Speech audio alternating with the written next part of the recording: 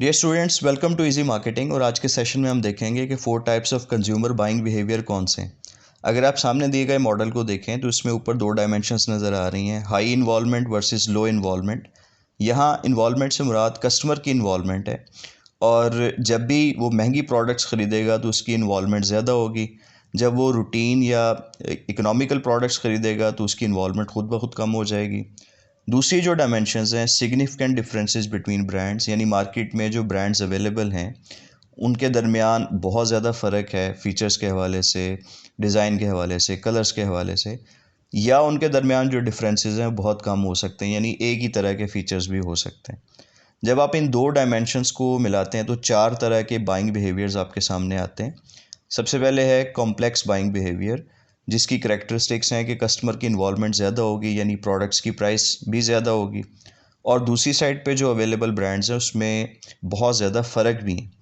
जब भी आप लैपटॉप ख़रीदते हैं, मोबाइल फ़ोन ख़रीदते हैं, आप कोई गाड़ी ख़रीदते हैं, घर ख़रीदते हैं, तो वहाँ पे वो चूँकि महंगी आइटम्स हैं तो कस्टमर की इन्वॉल्वमेंट ख़ुद ब खुद बढ़ जाती है, और मुख्तलिफ़ जो वैरायटी ऑफ ब्रांड्स हैं वो आपको अवेलेबल होते हैं। तो यहाँ पे आपका जो बाइंग बिहेवियर है वो कॉम्प्लेक्स होता है। आप बहुत ज़्यादा थिंकिंग के बाद, सर्च करने के बाद, मशवरा करने के बाद, सोच विचार के बाद वो चीज़ जो है वो ख़रीदते हैं।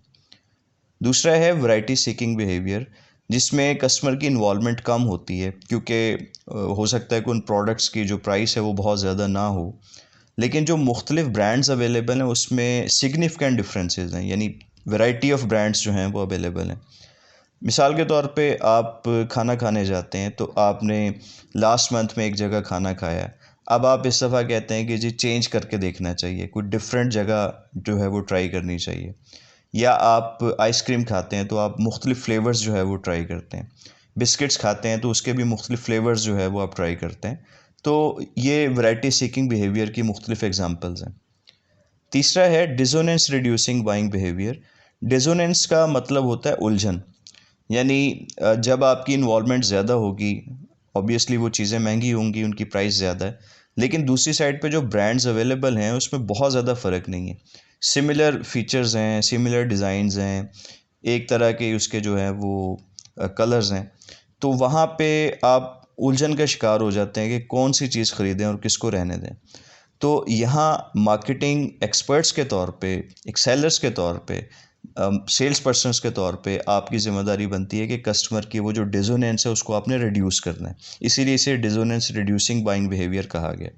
यूजुअली ऐसा होता है कि जब आप कर्टन्स ख़रीद रहे हैं, अपहोल्स्ट्री ख़रीद रहे हैं, ज्वेलरी ख़रीद रहे हैं, तो वहाँ पे इस तरह का बिहेवियर सामने आ सकता है।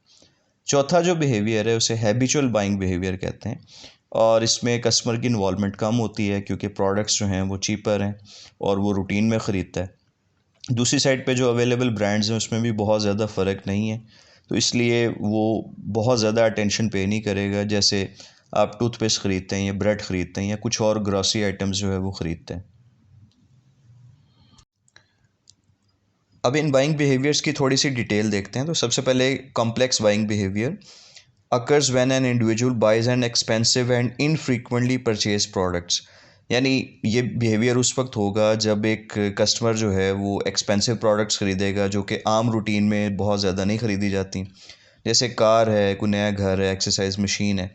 Consumers are often highly involved with this type of purchase and they take time to research the significant differences between various brands। ज़ाहिर है कि प्राइस ज़्यादा होने की वजह से कस्टमर्स की इन्वॉल्वमेंट ज़्यादा होगी और वो बड़ा सोचेंगे, ढूंढेंगे, इधर उधर मशवरा करेंगे, और जो ब्रांड्स के दरमियान मुख्तलिफ फ़ीचर्स हैं उनके ऊपर फोकस करेंगे। Complex purchases often involve a deep sense of buyer commitment based on their associated cost. चूँकि कॉस्ट ज़्यादा है तो कस्टमर बड़ा सीरियसली जो है कमिटेड होकर इसके बारे में सोचेगा और फैसला करेगा। इसके बाद आता है variety seeking behaviour. It happens when individuals decide to buy a different product in the same product line such as ice cream flavours. यानी कस्टमर जो है वो एक ही प्रोडक्ट की मुख्तलिफ जो लाइंस हैं या आप फ्लेवर्स कह लें वो ख़रीदना पसंद करता है। जैसे आइसक्रीम के डिफरेंट फ्लेवर्स वो ट्राई करता है, this is not because they were dissatisfied with their initial purchase but because they want to try something new. जी, ऐसा नहीं है कि उसने पहले जो फ्लेवर टेस्ट किया था वो उसे पसंद नहीं आया, बल्कि वो वैरायटी ऑफ फ्लेवर्स जो है वो ट्राई करना चाहता है। अदर एग्जाम्पल्स में include buyer opting for going to different restaurants. मैंने आपको पहले बताया कि वो खाना खाने मुख्तलिफ़ जगहों पे जाते हैं, मुख्तलिफ़ डिशेस जो है वो ट्राई करते हैं, मुख्तलिफ़ जो बिस्किट्स के फ्लेवर हैं वो ट्राई करते हैं, या मुख्तलिफ़ कोलोन्स हैं जो परफ्यूम्स हैं वो ट्राई करते हैं। तो ये सारे जो है वो वैरायटी सीकिंग बिहेवियर में आते हैं। Next is dissonance reducing buying behavior. It occurs when a consumer is highly involved in the purchase of an item. बहुत ज़्यादा इन्वॉल्व है और इस वजह से कि उसकी जो प्राइस है वो ज़्यादा हो सकती है, but they have a hard time pin Poynting the differences between various brands. जो मुख्तलिफ ब्रांड्स हैं वो उनमें फ़र्क नहीं है, एक तरह के फ़ीचर्स हैं, सिमिलर प्रोडक्ट्स हैं। For example, if someone wants to purchase a flat screen TV and each model they are looking at has the same screen resolution, they may feel a strong sense of conflict और tension. जी, आप कोई television ख़रीदने गए हैं और जितने भी brands available हैं सब में एक तरह के जो है वो स्क्रीन रेजोल्यूशन है। तो इस चीज़ से ना आप थोड़ा सा कॉन्फ्लिक्ट या उलझन जो है वो आपके आ जाएगा कि कौन सा ख़रीदूँ। और इवन अगर आप उसको ख़रीद भी लेते हैं उनमें से कोई एक, तो बाद में भी आप उलझन के शिकार ही रहेंगे कि पता नहीं ये ब्रांड अच्छा था या हो सकता है दूसरा बेहतर हो, या कोई तीसरा ब्रांड जो है वो बेहतर हो सकता है। तो इस चीज़ को डिसोनेंस कहते हैं। अब जो सेल्स पर्सन्स हैं अच्छे वही होंगे, जो सेलर्स हैं अच्छे वही होंगे जो आपकी इस डिसोनेंस को कम करें, ख़त्म करें। और ख़त्म करने के लिए जो मुख्तलिफ़ स्ट्रैटेजीज़ हैं मार्केटिंग की वो आगे हम देखेंगे। इसी तरह की जो उलझन है, डिसोनेंस है, वो आपको उस वक्त हो सकती है जब आप कारपेट्स ख़रीद रहे हैं, रग्स ख़रीद रहे हैं, कर्टन्स ख़रीद रहे हैं, ज्वेलरी ख़रीद रहे हैं, अपहोल्स्ट्री ख़रीद रहे हैं। यहाँ पे ये महंगी आइटम्स हैं लेकिन जो मुख्तलिफ़ ब्रांड्स हैं उसमें बहुत ज़्यादा फ़र्क नहीं होता। Last one is habitual buying behaviour and it happens when consumers purchase something on a regular basis. यानी जो चीज़ें आप रूटीन में ख़रीदते हैं but they are not emotionally attach to a brand. चूँकि रूटीन में ख़रीदते हैं और वो बहुत ज़्यादा एक्सपेंसिव भी नहीं है, तो आप इमोशनली अटैच नहीं होते किसी चीज़ के साथ, बल्कि जो चीज़ अवेलेबल होगी वो आप ख़रीद लेंगे। जैसे आप मिल्क ख़रीदने जाते हैं, ब्रेड है, एग्स हैं या दूसरी ग्रॉसरी आइटम्स हैं। आपको अगर मिल्क पैक नहीं मिलेगा तो आप ऑलपर्स ले लेंगे, आपको डॉन ब्रेड नहीं मिली तो आप बनीज़ ख़रीद लेंगे, आपको पेप्सी नहीं मिली तो आप कोक पी लेंगे, आपको स्प्राइट नहीं मिली तो आप सेवन अप ले लेंगे। यानी मेन चीज़ है अवेलेबिलिटी, और इस बिहेवियर को हम हैबिचुअल बाइंग बिहेवियर कहते हैं। अब इसके बाद हम देखेंगे कि हमारे मुख्तलिफ़ टाइप्स के जो बाइंग बिहेवियर्स हैं उसके लिए हमारी मार्केटिंग की स्ट्रेटजीज़ किस टाइप की होनी चाहिए। डियर स्टूडेंट्स, आपने डिफरेंट कंज्यूमर बाइंग बिहेवियर्स पढ़े। अब हम देखेंगे कि हर बिहेवियर के लिए हमारे पास कौन सी मार्केटिंग की स्ट्रेटजी मौजूद है। सबसे पहले है कॉम्प्लेक्स बाइंग बिहेवियर, जिसमें प्रोडक्ट्स की प्राइसेस ज़्यादा होती हैं, कस्टमर की इन्वॉल्वमेंट भी ज़्यादा है और जो मुख्तलिफ ब्रांड्स अवेलेबल हैं उनके दरमियान डिफरेंसेस भी ज़्यादा हैं।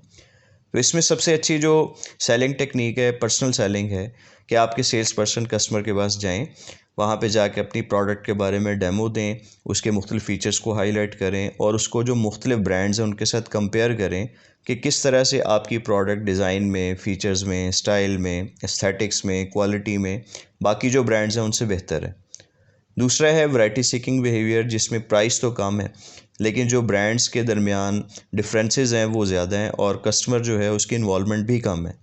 यहाँ पे जो अच्छी टेक्निक होगी वो सेल्स प्रमोशंस हैं, यानी आप अपनी प्रोडक्ट के साथ कुछ एक्स्ट्रा दें।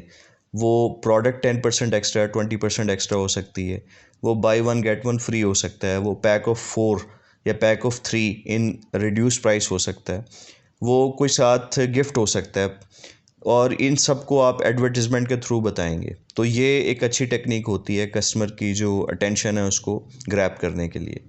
तीसरा है डिसोनेंस रिड्यूसिंग, यानी आपने कस्टमर की जो उलझन है वो कम करनी है। और वो उलझन क्यों आएगी? क्योंकि ब्रांड्स के दरमियान फ़र्क कम है, सिमिलर टाइप ऑफ डिज़ाइन है, फीचर्स हैं, कलर है, लेकिन जो प्राइस है वो ज़्यादा है और कस्टमर की इन्वॉल्वमेंट भी ज़्यादा है। तो यहाँ पे आप फ्री ट्रायल्स ऑफ़र कर सकते हैं कि आप इस्तेमाल करके देखें। जैसे आप शोरूम जाते हैं और वहाँ पे वो आपको कहते हैं कि आप टेस्ट ड्राइव ले लें मुख्तलिफ़ गाड़ियों की।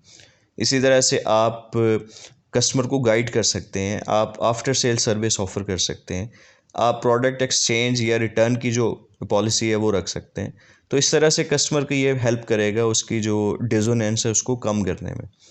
चौथा है हैबिचुअल बाइंग बिहेवियर, और इसमें सबसे बेहतर चीज़ है कि आपकी प्रोडक्ट्स अवेलेबल रहें। मैं पहले बता चुका हूँ कि हैबिचुअल बाइंग बिहेवियर में प्राइस कम होती है, रूटीन की प्रोडक्ट्स होती हैं और कस्टमर जो है बहुत ज़्यादा अटेंशन पे नहीं करता और एक ही तरह के ब्रांड्स अवेलेबल हैं। तो यहाँ पे अगर आप अपनी अवेलेबिलिटी को मेक श्योर करेंगे, जिसके लिए आपका डिस्ट्रीब्यूशन नेटवर्क बड़ा इफेक्टिव होना चाहिए। तो मार्केटिंग में कहा जाता है कि जो दिखता है वो बिकता है। तो अवेलेबिलिटी होनी चाहिए, एडवर्टाइजमेंट आपकी ज़्यादा होनी चाहिए, आप सेल्स प्रमोशंस ऑफ़र कर सकते हैं, आप अपनी जो प्राइसेस है वो रिड्यूस कर सकते हैं। तो ये सारी चीज़ें हेल्पफुल होंगी आपकी प्रोडक्ट्स की सेल्स को बढ़ाने के लिए। तो मैं उम्मीद करता हूँ कि आज का लेक्चर आपको समझ आया होगा। इस वीडियो के हैंडआउट्स का लिंक जो है वो नीचे कमेंट सेक्शन में दिया गया है, वहाँ से आप डाउनलोड कर सकते हैं। अगर आपको ये वीडियो अच्छी लगी तो इसे लाइक कर दें, चैनल को सब्सक्राइब कर लें और दूसरों से भी शेयर करें। Thank you.